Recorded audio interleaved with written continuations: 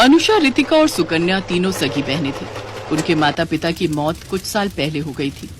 वो तीनों फैक्ट्री में काम करती थी, जहाँ काम करते करते उसी फैक्ट्री के मालिकों, 3 भाइयों को उनसे प्यार हो जाता है। एक रोज, सुकन्या यार, अब जल्दी से मुझसे शादी कर लो और मेरे घर दुल्हन बनकर आ जाओ ना। अब और वेट नहीं होता मुझसे। हाँ अनुषा, मैं भी तुमसे शादी करना चाहता हूँ। लेकिन आप तीनों तो जानते हो हम अनाथ हैं और गरीब भी।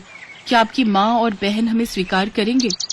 उन तीनों भाइयों ने घर पर इस बारे में अपनी माँ से बात की। दिमाग खराब है तुम्हारा, अनाथ लड़कियों को लेकर आओगे और ऊपर से गरीब भी। लेकिन तीनों बेटे अपनी जिद पर अड़े रहे और आखिरकार गायत्री को उनकी जिद के आगे झुकना ही पड़ा। वो तीनों उन्हें ब्याह कर घर ले आते हैं।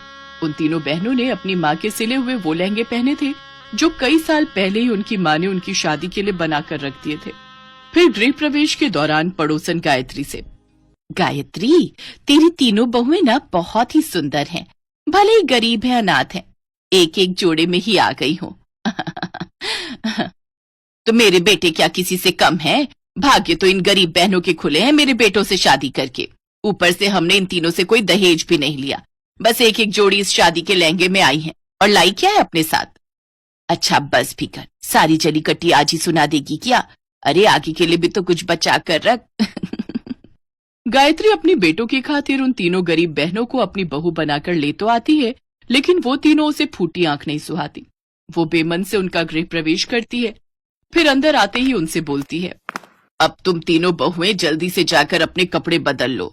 उसके बाद बड़ी बहू अनुषा, अब रसोई में जाकर हमारे लिए चाय बना कर ले आ। आज तो मैं बुरी तरह थक गई हूँ। और मछली बहू रितिका, तू जाकर कपड़े धो दे।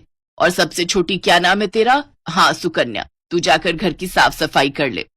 ये क्या गायत्री, तूने तो आते ही तीनों को काम पर लगा दिया। अरे एक दिन तो आराम करने देती।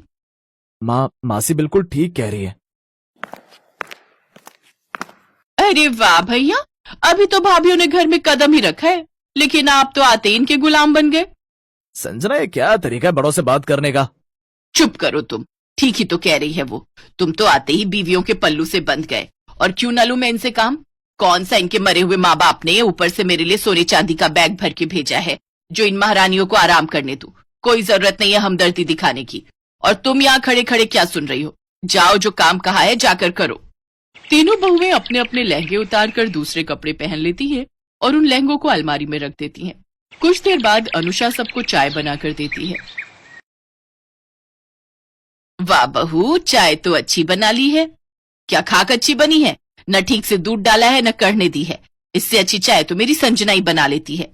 फिर शादी के दूसरे दिन गायत्री अपनी